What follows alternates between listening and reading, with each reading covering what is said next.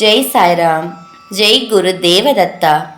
குருர் பிரம்மா குருர் விஷ்ணு குருர் தேவோ மகேஸ்வரகா. குரு சாட்சாத் பரபிரம்மா தஸ்மை ஸ்ரீ குருவே நமகா. அக்கல்கோட் ஸ்ரீ சுவாமி சமர்த்த லீலாமிருதம் அத்தியாயம் 110. ராவ்ஜி பாட்டில். சோலாப்பூருக்கும் அக்கல்கோட்டுக்கும் நடுவே ராம்பூர் என்கின்ற கிராமம் இருக்கிறது. அங்கு ஸ்ரீ சுவாமி சமர்த்தருடைய பரம பக்தரான ராவ்ஜி பாட்டிலும் அவருடைய உறவினரான விதாபாயும் வாழ்ந்து வந்தனர். ஸ்ரீ சுவாமி ராம்பூருக்கு செல்வது வழக்கம். அப்படி ஒரு சமயம் அங்கு சென்றிருந்த போது 16 நாட்கள் தங்கியிருந்தார்.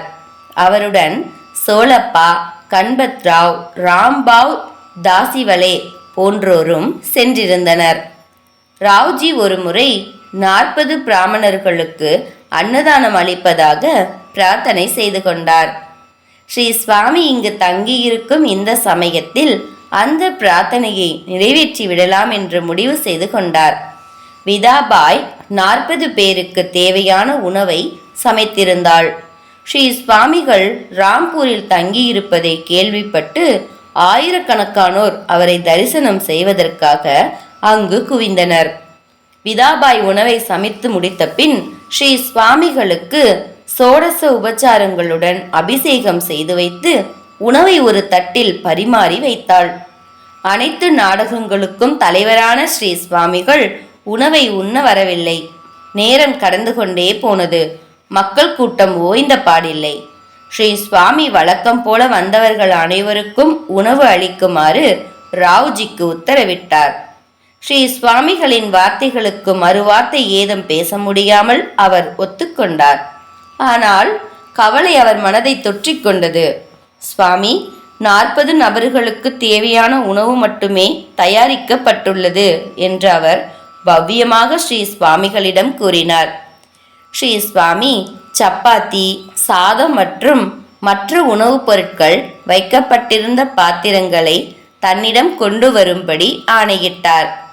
அவற்றில் அம்மன், கண்டோபா மற்றும் சாலகிராம சிலைகளை புதைத்து வைத்தார். இருவரையும் அன்னபூர்ணா தேவியை பிரார்த்தனை செய்து கொள்ளுமாறு கூறினார். சாப்பாட்டுக்கு கூடைகளை விதாபாயின் தலையில் வைத்துக்கொண்டு துளசி செடியை 3 முறை சுற்றிவிட்டு வரும்படி கூறினார்.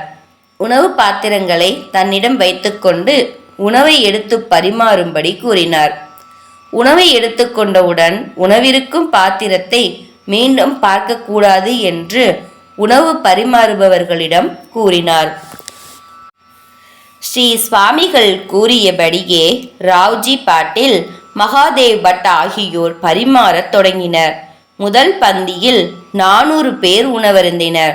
உணவு அல்ல குறையாமல் இருந்ததைக் கண்டு அனைவரும் ஆச்சரியம் அடைந்தனர். ஸ்ரீ சுவாமிகளை அனைவரும் போற்றி புகழ்ந்தனர். அதை ஏதும் காதில் வாங்கிக் கொள்ளாமல் முதலில் அனைவருக்கும் உணவு பரிமாறுங்கள் என்று கட்டளையிட்டார். வந்தவர்கள் அனைவரும் வயிறார உண்டுவிட்டு சென்றனர். இதே போல இரவு வரை தொடர்ந்து கொண்டிருந்தது. ராவ்ஜி பாட்டில் ஸ்ரீ சுவாமிகளிடம் வந்து, சுவாமி, நாங்கள் இன்னும் உணவருந்தவில்லையே என்று கவலையுடன் கேட்டார். அதற்கு மகாராஜ், இன்னும் என் தந்தையும் தாத்தாவும் வரவில்லை.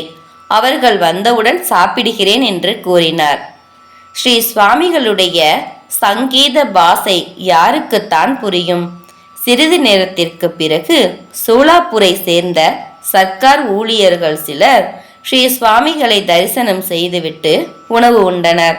அன்று இரவு மணி 11 எட்டியது.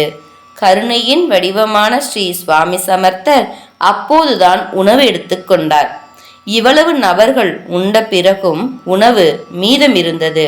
அடுத்த நாள் சேவகர்கள் அவற்றை பிரசாதமாக உண்டனர்.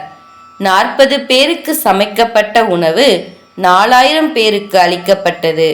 ராவ்ஜி பாட்டில் மற்றும் விதாபாய் 4000 பேருக்கு உணவளித்த புண்ணியத்தை பெற்றுக்கொண்டனர். நாம் ஒன்று கேட்டால் அவற்றை பல மடங்காக அளிப்பதில் ஸ்ரீ சுவாமி சமர்த்தருடைய அருளுக்கு ஈடு இணை உண்டோ? ஜெய ஜெய ஸ்ரீ சுவாமி சமர்த். ஜெய் சாய்ராம். ஜெய் குரு தேவதத்தா. அனந்த கோடி பிரம்மாண்ட நாயக ராஜாதிராஜ யோகிராஜ பரபிரம்ம ஸ்ரீ சுவாமி சமர்த்த மகராஜி கி ஜெய்.